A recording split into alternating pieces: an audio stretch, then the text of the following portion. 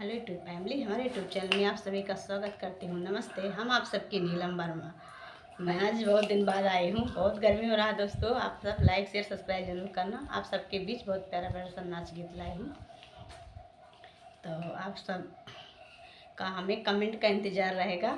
प्यारा प्यारा का कमेंट करना और अपनी कमेंट बहुत प्यारा प्यारा सा और फुल वॉच में ज़रूर देखना। अब देख लीजिए, जिसके घर बेना होगा ना, देख लीजिए पोंगी में किसका लगाई हूँ। तो जिसके घर बेना होगा, देसी वाला देहाती एकदम ऐसे लगा के काम चलाना, पोंगी मत हेरना बांस के खूंट में जाके। कोई ऋण बेचली के रमुआ मले न ले तू ना, कोई ऋण बेचली करे मुआ मले न ले तू ना। ओही कोई ऋणिया के खेतवा न बरिया, ओही कोई ऋणिया के खेतवा न बरिया। अम्मा दे न दे तू ना, अम्मा दे न दे तू ना। उहे छोट की कोलैया अम्मा दे न दे तू ना, उहे छोट की कोलैया अम्मा दे न दे तू ना।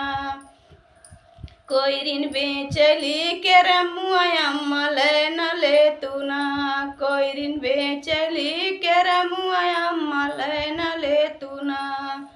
ओही कोई ऋणिया के बाग ना बगीचा, ओही कोई ऋणिया के बाग ना बगीचा। अम्मा दे न दे तू ना, अम्मा दे न दे तू ना। उहे छोट काने बुलवा अम्मा दे न दे तू ना, उहे छोट काने बुलवा अम्मा दे न दे तू ना। कोई ऋण बेचली के रमुआ अम्मा ले न ले तू ना, कोई ऋण बेचली के रमुआ अम्मा ले न ले तू ना। ओही कोई ऋणिया के लारी का न बच्चा, ओही कोई ऋणिया के लारी का न बच्चा। अम्मा दे न दे तू ना, अम्मा दे न दे तू ना। उहे छोट की ननदिया अम्मा दे न दे तू ना, उहे छोट की ननदिया अम्मा दे न दे तू ना। कोई ऋण बेचली के रमुआ अम्मा ले न ले तू ना, कोई ऋण बेचली के रमुआ अम्मा ले न ले तू ना।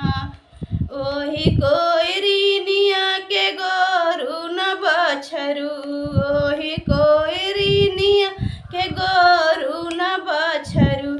अम्मा दे न दे तू ना, अम्मा दे न दे तू ना। उहे छोट की पढ़िया अम्मा दे न दे तू ना, उहे छोट की पढ़िया अम्मा दे न दे तू ना।